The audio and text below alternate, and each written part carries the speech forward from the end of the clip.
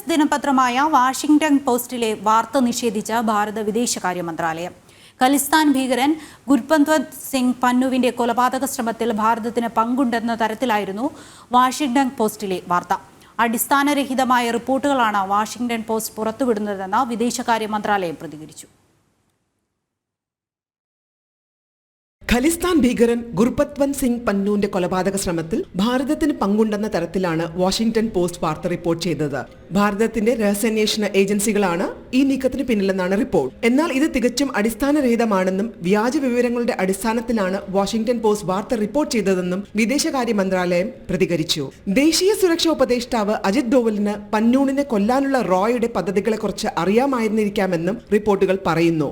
വിദേശകാര്യ വക്താവ് രൺധീർ ജയ്സ്വാളാണ് ഈ വിഷയത്തിൽ ഭാരതത്തിന്റെ നിലപാട് വ്യക്തമാക്കിയത്.